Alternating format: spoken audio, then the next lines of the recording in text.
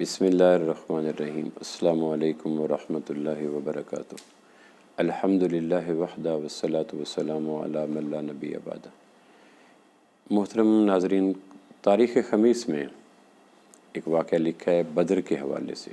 मैंने जब पहली दफ़ा पढ़ा तो देर तक मैं उसके हवाले से परेशान रहा कि ये क्या हुआ। मैं आपसे शेयर करना चाहता हूँ, आप भी ज़रा गौर से सुनिएगा। जब अबू सुफियान ने पैगाम भेजा कि शाम से जो काफ़िला लेकर तिजारत का मैं आ रहा हूँ, उस काफ़िले पे मुसलमान मदीना से हमला करना चाहते हैं, तो आप मेहरबानी करो। चूँकि अहले मक्का में कोई घर ऐसा नहीं था जिसकी पार्टनरशिप किसी न किसी दर्जे में उस काफ़िला शाम के अंदर न इन्वेस्टमेंट न की हो, 1000 रुपये 2000 रुपये। इसलिए ये उस काफ़िले पे हमला दरअसल पूरे अहले मक्का पे माश पे हमला था। तो इस पे फिर अबू जहल ने कोहराम मचा दिया और फिर काफ़िला, उस काफ़िले को बचाने के लिए ये अबू जहल ने ग़ज़वा बदर के लिए जो काफ़िला 1000 के लगभग का तैयार किया, उसके पस मंज़र में वो तिजारती काफ़िले को बचाना भी एक मकसद था यानी और मकासद के अलावा मकसद ये है।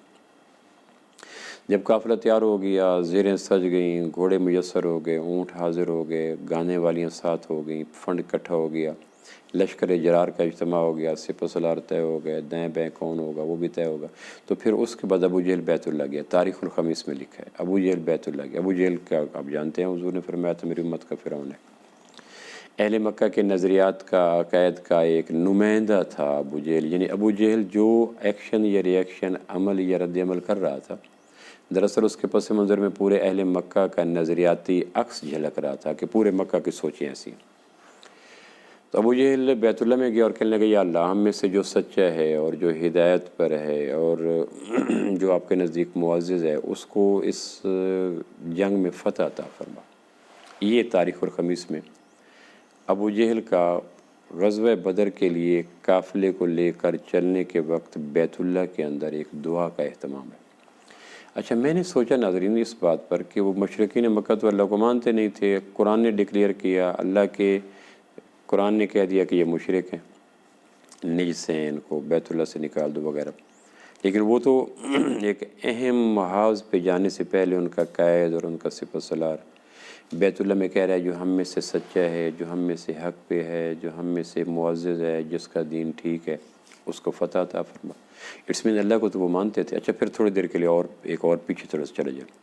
जब ये काफ़िला अबू जहल की क़यादत में तैयार होकर मक्का मुकरमा से 2 या 3 मंजिलें बाहर चला गया, पूरी तरह तैयार होकर, असलह से लैस होकर, तो अबू सुफियान अपने काफ़िले को ज़ैग ज़ैग रास्तों से, गुमनाम रास्तों से उस तिजारती काफ़िले को बचाता हुआ नाज़रीन ये मक्का पहुँच गया। जब मक्का पहुँचा तो इसको पता चला कि अबू जहल तो मेरे काफ़िले की प्रोटेक्शन के लिए और हिफाजत के लिए यहाँ से 1000 का लश्कर लेकर जा चुका है। तो फिर इसने एक पैगाम पहुँचाया। ये अलबिदाया व निहाया की रिवायत है, इब्न कसीर ने इसको लिखा। ये भी बड़ा अजीब वाक़या, वो मैं अर्ज़ कर देता हूँ। अबू सुफियान भी मुशरिकीन मक्का के नज़रियात का नुमाइंदा था। तो अबू सुफियान जब मक्का पहुँचा और उसे पता चला कि अबू जहल लेकर लश्कर चला गया, तो फिर उसने पैगाम भेजा। उस पैगाम को अलबिदाया व निहाया में इब्न कसीर ने लिखा। अब उस पैगाम को देखें, आप हैरान होंगे मेरे समेत।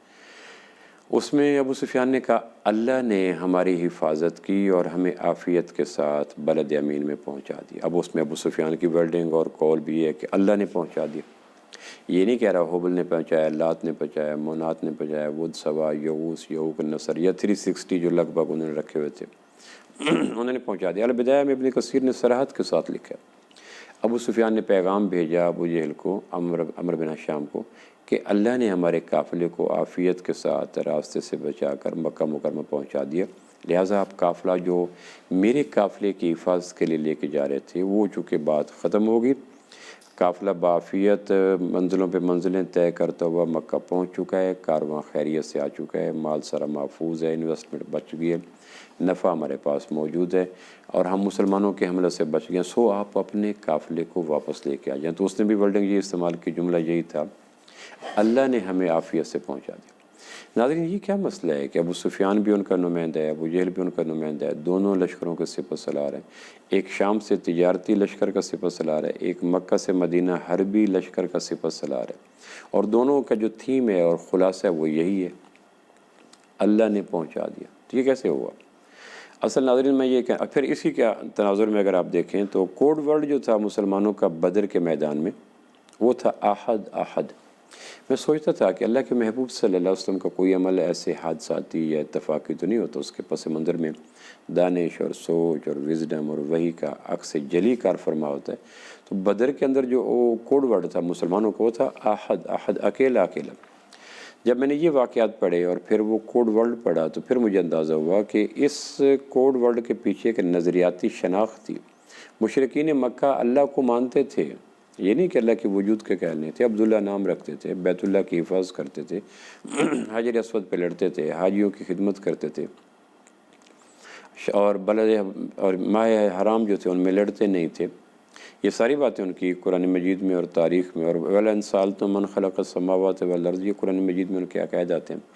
ان سے پوچھو زمین کس نے بنایا، سورج کون چلاتا ہے، تمہارے اوپر قبضہ کس کا ہے، اور بارشیں کون برساتا ہے، سَيَقُولُونَ لِلَّهِ، یہ کہیں گے اللہ۔ تو پھر وہ مشرک کیوں تھے؟ تو یہ دو واقعات پھر اور بدر میں احد احد کا کوڈ ورڈ، اصل ناظرین یہ تھا کہ وہ اللہ کو مانتے تھے لیکن اللہ کے پارٹنر اور اللہ کے اسسٹنٹ اور اللہ کے ایسوسیٹ اور اللہ کے ساتھ شریک مانتے تھے۔ اللہ بھی مشکل کشا ہے اور حبل بھی ہے، اللہ بھی حاجت روا ہے اور لات بھی ہے، اللہ بھی کام بناتے اور منات بھی ہے۔ مرے ہوئے لوگوں کے نام پر ان کی یادوں کو پریزرو کرنے کے لیے انہوں نے جو بت بنا رکھے تھے، یہ بت بیسیکلی بت نہیں تھے، یہ کس زمانے میں ماضی کے نیک لوگوں کی یادوں کو محفوظ رکھنے کا اس دور میں ایک ثقافتی طریقہ تھا۔ تو وہ دراصل کہتے تھے، اسی لیے احد میں ابو سفیان نے کہا تھا کہ حبل غالب آ گیا، یعنی وہ اللہ کو مانتے تھے اور ساتھ کہتے تھے جو اللہ کے نیک بندے ہیں، پارسا بندے ہیں، عمر اللہ کی ابدیت میں گزار دیتے ہیں، اللہ کی اطاعت کامل کرتے ہیں۔ ان کا کانسیپٹ یہ تھا کہ پھر اللہ ان کی اطاعت سے خوش ہو کر ان کو اپنے خدائی اختیارات میں شریک کر لیتا ہے۔ جنگلوں میں حفاظت اس کے ذمہ ہے، میدان جنگ میں فتح شکست اس کے ذمہ ہے، بیماری میں صحت اور اس کے ذمہ ہے، فلاں فلاں۔ انہوں نے پھر یہ اللہ کے نیک بندوں کو بجائے اس کے کہ ان کی زندگی کی جو اس کی حفاظت کریں اور زندگی کو اتباع کریں، اور وہ کہتے تھے کہ ان کو اللہ نے اپنے کائنات کے کاموں میں اسسٹنٹ بنا لیا، ایسوسیٹ بنا لیا، پارٹنر بنا لیا۔ اس پہ قرآن نے کہا کہ نہیں اللہ احد ہے، وہ اکیلا ہے۔ اس لیے حضرت بلال کا جملہ آپ نے سنا ہوگا بارہا، جو مارتے ہوئے حضرت بلال بولتے تھے احد احد، وہ بھی اسی اسلام کا نمائندہ جملہ تھا کہ اکیلا اللہ مشکل کشا ہے، اکیلا اللہ حاجت روا ہے، کوئی نیک، کوئی بد، کوئی مردہ، کوئی زندہ، کوئی قوی، کوئی کمزور، کوئی ماضی کا، کوئی حال کا، اللہ کی کائنات میں جزوی کلی کوئی شریک نہیں ہے، بلا شرکت غیر، احد اکیلا۔